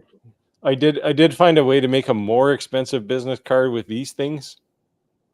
What So is it? company name, and on the back is a QR code. You probably can't see it there, but Oh, is it a coin? yes. Go closer. Let me see it. It probably won't focus because I've got eye focus on my camera. So Yeah, I can't see it. It looks like an N or an S. An S? it's a QR code. Oh, okay. So Nice. if I can get it in there. And these are actually more expensive than metal business cards. Oh, here's one in stainless. It's probably a little easier to see. Maybe not. Is the audio any better now? No. Yeah. It just sounds low. It doesn't sound bad. It just sounds low. Have you guys Yeah, seen these? I turned low. See, you could D&D guys would like those things. Oh, it's not a. It's just a. It's like a metal or something. You know what you need? You need to get them to send you some sheriff stars. Some There you sheriff go. stuff? Yeah, you know, like the stars that sheriff wears in the Old West. What would you use those for, though? That's the thing. It's just like You know, it kind of remind me of a soccer ball, and I said maybe you could use it for someone who loves to play soccer. Otherwise, I don't really know. I don't know. Anyone have any ideas what you could use this for? Let me know. I thought maybe someone's name and something, and I don't know. It looks Well, I mean, it's the same kind of thing. You carry it in the pocket like you would a challenge coin, but you put a QR code on it, or other memorabilia, something shareable. put some design on all the facets. Yeah, I mean, it's too unique of a shape to just not wander off with it in your pocket. This was kind of crazy. Look at this. See how it has like a. You see that? It's like like the Like the indent on it. Huh. I said it was like a worry coin. Like how you rub it like this. Yeah. This is what I'm making. Bunch of these. The 20, that's 20 vinyl, ounce right? skinny tumbler and rubber bottom. You see these? You put the magnets in them. You engrave both of them. Huh. And it's a spinner. Oh, that's kind of like a cool money clip. Like boom. And Probably they come with. credit Too card. bad the bearded Viking's not here. They come with Magnets. earth magnets. Yeah. Yeah, boat stands for break out another 1,000. That's right. Like I said, I got 3 of them, and they're all expensive. I thought that was cool. Bottle opener. Well, it's a house, right? So I thought Yeah. a realtor could make this. And to the point, what you're saying is, if a realtor was to put their name and number on it, maybe somebody wouldn't put it on their keychain, right? Well, because it's a bottle opener, people are going to throw it in their kitchen drawer, right? But I thought if you put a monogram of the person's name and maybe like established, that's like when they bought their house. If you were a realtor that sold them the house, you give it to them. Yep. But then on the backside, instead of putting, your name such and such Remax, just put that. What the hell is it called? You guys just said it. QR code. Yeah, just put a QR code. Well, having a bottle opener on a keychain is useful. I've got one. Yeah. That's for emergencies. And It's the laptop you have there to unlock your car. now this side here does the bottles, and if you get an ornery flip top one, cans, that's the other part of it. Yeah. Yeah, there you go. See, I have no such device, not here anyway. Yeah. These are solid brass. These are heavy. So these are some of the things I might be doing giveaways on next week. Oh, and here's a bottle opener with that. What I was talking about, I forget already what it's called. That effect. Oh, well, that isn't Damascus because it's not all swirly, but it's just engraved that way. I thought it was from when they put that electric on it, like do that charge and it like wigs out the metal. Nice. you see that? Is that sublimated? Yes. You can do that with a MOPA laser too. Yeah, and then I've got all different size blanks. So, whoop, get this way, and got this one here that looks like a beer bottle, and I've also got it in stainless. I do all these too. Look at the sides. Look at that. That's pretty crazy. That's a pretty impressive knurl. Yeah. Yeah, and it's pretty big. I mean, look. Yes, this is sublimation here on these tumblers. Oop. Yeah, so I think that, you know, laser engraving in general, right? Like when you try to do like everything, I think that you're just not going to make as much money doing it. But I think if you could get in a niche, you can ask for the same exact thing, but because it's a niche, you could ask more, right? I mean, like I was saying, as a prime example, if you wanted to engrave this as a Christmas ornament, I'm not saying you couldn't make any money, but the same exact thing if you made it a child's first Christmas ornament, because now it's a niche, you can ask more, right? Yep, that's true. So everything could have a spin on it that it's a niche, you know, whether it be just could be the same exact blank, just you spun it to be a niche. All of a sudden it makes you more desirable and it can make you more expensive and people still willing to pay for it. Quiet as 40-watt diode. They're not really loud. No. You got a fan on it, but it's not obnoxious. It's not like you're going to hear it next door. I was surprised with the Iker K1 Pro how it turns off. I was like, oh wow. It's like, woo. Yes, it's pleasant to have in your shop as opposed to I have a couple that just never turn off. And Yeah. And the thing Yeah. sounds like a jet engine Yeah. all the time. Yeah. I was like, oh, is something wrong? And then I made it. I'm like, okay. When you're not actually engraving, it actually turns the fan off. I don't know why everyone doesn't do that, but they're loud. Just get used to it. Now the enclosure for that laser, for the IQ K1 Pro Max, whatever it's called, that thing is brutally loud. Yeah. Like But the loudest fan I've ever heard. But I will say I agree. Roger actually said this not too long ago, that those fans are loud, but then when you hook them to external fans, it kind of drones out the noise. Yes, it does. I've noticed a huge difference on that. Because the big 6-inch fan, it doesn't even turn on instantly. It like takes a little bit to like spin up. Like you can kind of hear like, ooh, then once it's at full speed, it's actually quieter. And then you'll hear that fan get like quieter, almost like it's sucking the sound out with it. Yeah, it's either if the second fan in that chain is either higher flow or lower flow, it'll change the tone of the fan in the cabinet. Like one will create vacuum and the other will create pressure, right? So you'll have pressure in the tube between your enclosure and the second fan.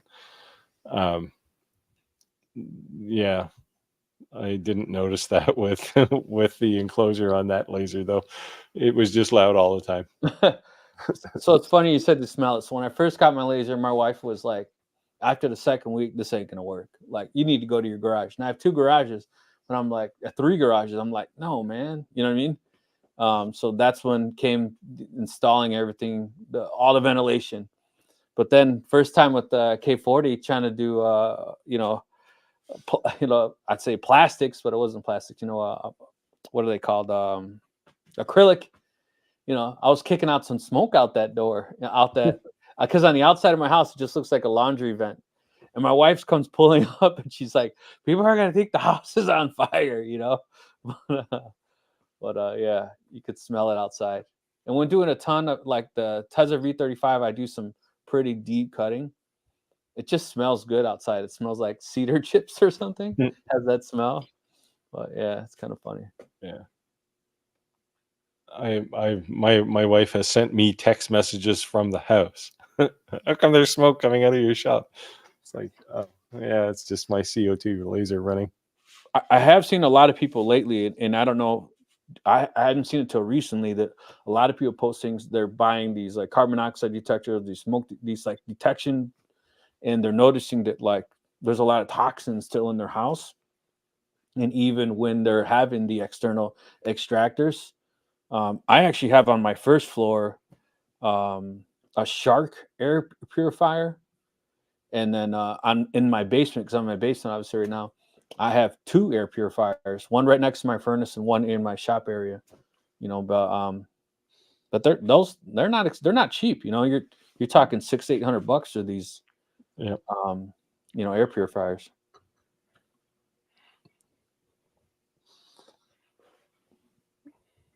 Yeah. So I'm gonna be honest, I forgot to turn on the enclosure 5 minutes ago. I thought it was a bit smoky. Now, I made that mistake. Forgot to turn the fan on, and getting a little foggy in here. I made that mistake today. In fact, I have a wastegate on my fan, so I have a wall fan and then a small tube through a wastegate to outside, and I was cutting with the S1 or the Falcon 2 Pro or something, and it was like, why the hell is it so smoky in my shop? And then I looked over, the wastegate is closed. Yeah, that's funny. Like I had the door open, it was about 3 degrees above freezing or something outside, but I had to open the door. Yeah, definitely though. I think it's wood's one thing. It's just gonna smell. I mean, you'd have to really, really fill your room, right, to make it toxic, the carbon dioxide. But when you're doing metal, like we were talking about, those little fine shavings, if you're sitting there watching your laser, that's probably not a good thing to breathe in, right? And then the same thing with acrylic, that is probably extremely toxic, I would assume, cutting that stuff. Yeah, well, the metal on a fiber laser, it's not toxic. It's little metal shards, and it gets stuck in your lungs, right? And it's the kind of stuff that doesn't come out once it's in there. Yeah. So we'll hopefully see I think the Amazon stuff will show up tomorrow. I'll build a little enclosure and show it behind it. So I think it'll look pretty cool. Look better, appealing for the camera, so I don't get attacked. We'll find something else to complain about, I'm sure. Yeah. There'll always be a troll, but yeah, I guess my son was in the footage, so it probably didn't help either. You know what I mean? But yeah. Yeah, if I do a diode laser here on my workbench, it's off camera, but I have a big hose there that sucks right outside, right? And it's like I've never had anybody troll me on it, but it's there. Yeah. And it's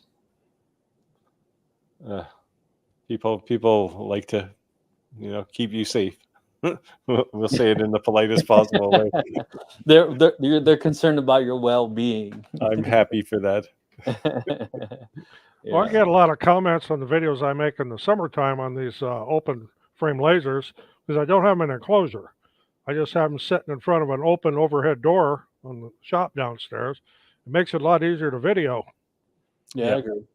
Yeah. Or if you're doing a project that's got to stick through the frame, the enclosure just doesn't work there.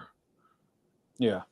Yeah, I have a 12-foot or 14-foot wide garage door right here, right beside me, about 5 feet to my left, and in the summertime I open that up too. For one thing, it's a good opportunity to get all the dust out of my shop, but it just changes the air really quickly. So yeah.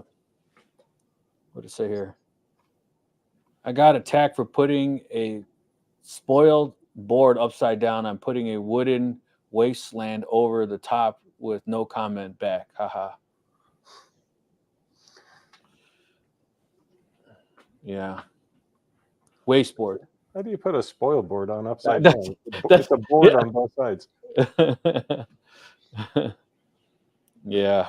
Although the SaneSmart one is actually, they have an aluminum slot, and then they cut a piece of wood that slides into the slot, and you screw it all down. So there's the metal, the back of it's actually metal, not wood. Yeah, guys. So you kind of caught me sneaking some of those little trinkets, some blanks that I showed. So next week, be prepared. I'll do the homework. Maybe I'll let Conrad run the first time we're using the new app within inside StreamYard, and give something away. That'd be cool.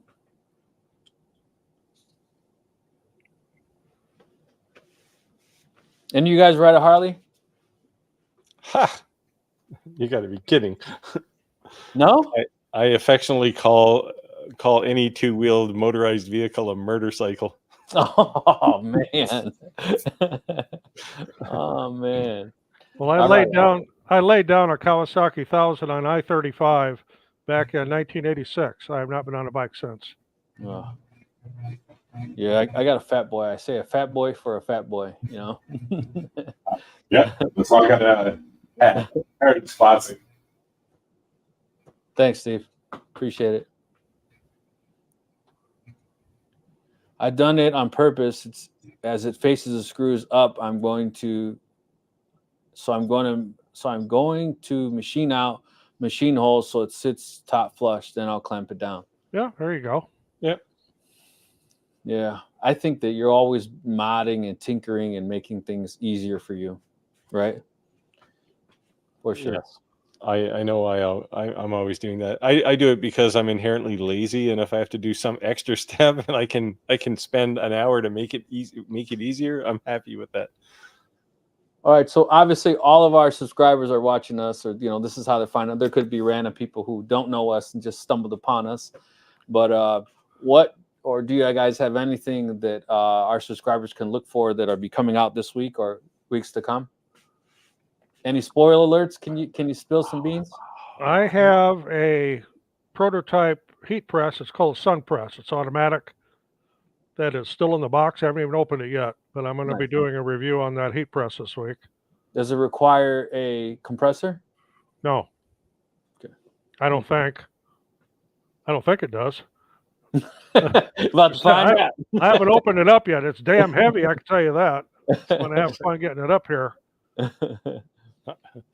I'm working on the review for this X-Tool P2 at the same. I'm actually doing 2 videos at the same time with that, and then I'm also doing the XCS versus Lightburn, XCS2 specifically versus Lightburn video. I don't know when that's going to be available though, but soon. Nice. Well, you guys both beat me to the longer B1 video. I've had it, so I did the unboxing assembly. So I'm just gonna create something with it, and I'll post that video this week. And then I've already done a video with all the blanks. I just kind of showed a little bit, and then hopefully I'll start laser engraving all those. Nope, I have a 09 Kawasaki. Oh yeah. So I have a fat boy. It's Candy Brandy Wine. I got ghost pattern flames raked from the front to the back. Anything come off is chrome. I'm 5'11 and a half, but I wear 30 pants, so I got short legs. So I have a long torso. So the bike is dropped so that my feet sit flush, perfect. I don't look like I borrowed someone's bike with my feet up. You always see that at the light, right? You're like, they can't even touch the ground, That's not his bike. Stage 3 and Screaming Eagle exhaust. It's tuned. So I got the HID conversion headlights in the front. So it's got some work. But so it's almost about that time. It's almost about that time to pull it out. All right, well, we're coming close to the end of this video. We normally wrap it up around 8:30. We got 2 minutes left. If you guys got any questions you're gonna want to push in there, let us know. Drop them in the comments below, and we'll answer them up. And I appreciate everyone coming in here and sharing us. I think we switched it up on a day. Maybe we didn't give enough notice, so I'll push out a little more content to try to make everyone aware that we're on Thursday, and we'll get a little more people in the live. But as always, thank you guys for joining us. Let's see. Thanks so much for these podcasts. It's a highlight of my week. I really work full time, and I'm working overtime making stock for online stores. That's what we're here, man. Yep. Shoot the shit, or just sometimes poke the bear at each other, right? So to speak. And if you can leave questions there. If we have homework to do, that's okay. Rick, your coins are slicker than a hot chicken on a stuck doorknob. Hot chicken fat. Thank you. I appreciate it, Steve. Appreciate that, man. Now there's a challenge. When I get a 50-watt fiber, I'm going to have to make a coin now. Okay. All right. So before we get out of here, let me just show you these. You got your standard coin. but this makes me feel like a quarter. Yeah. Right. And you got your poker chip coin. The side's just completely smooth. And then you got your completely smooth, but the side profile kind of looks like that poker chip.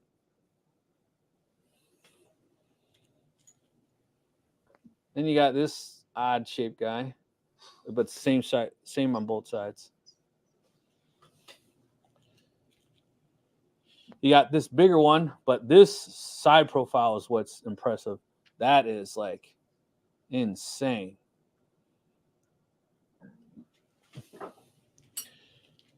And then you got this, but it's almost single-sided, right? Because that deep engraving around the edge, if you did it on the other side, obviously it'd probably go through.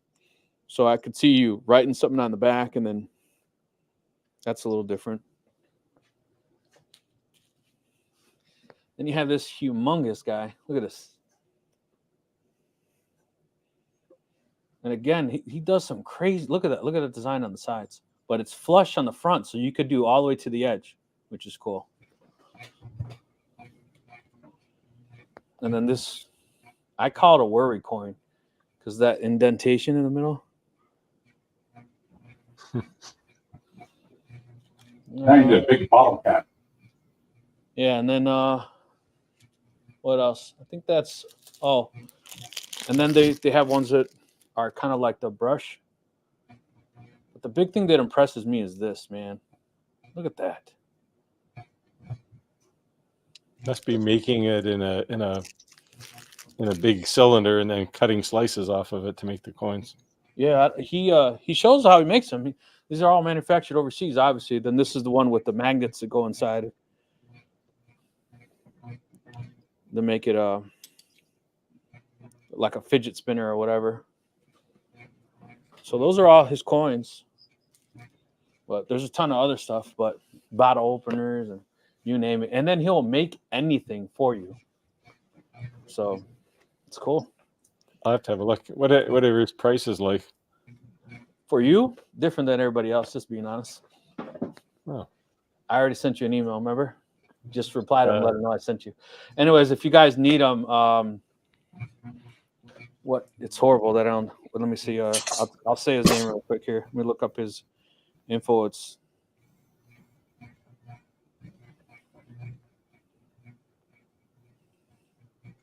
But yeah, if you send him an email and just say, hey, Rick sent me, we're on the podcast live to each other. He'll take care of you, I'm sure. So we have some feedback here.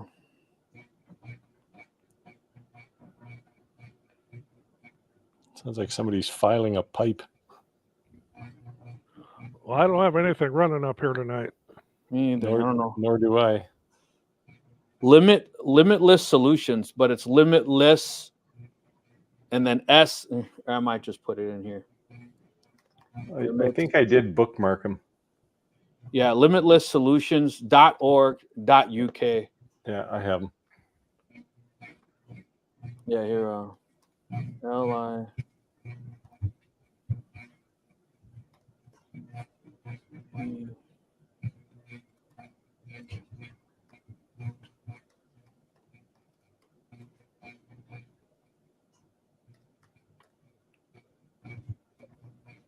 His prices are actually pretty good. Yeah. And then if you use that code Rick 10%, they'll give you 10% off, even if it's a discounted item, they'll still give it to you. And then anything over $200 is free shipping. So yeah, if anyone's interested, you can send me an email or send me a message, and I'll get you hooked up and linked up. But yeah, looks like we reached our time, guys. So I think we should wrap it up. But I thank you guys for joining me on this live. I thank everyone who joined us on this live. What is it going to say? Yeah, so be ready for next week for some giveaways. Let us know if you guys are cool with the change or if you think we should change it to a different day. But Awesome, guys. Thank you for joining. I appreciate you guys joining us with me as well.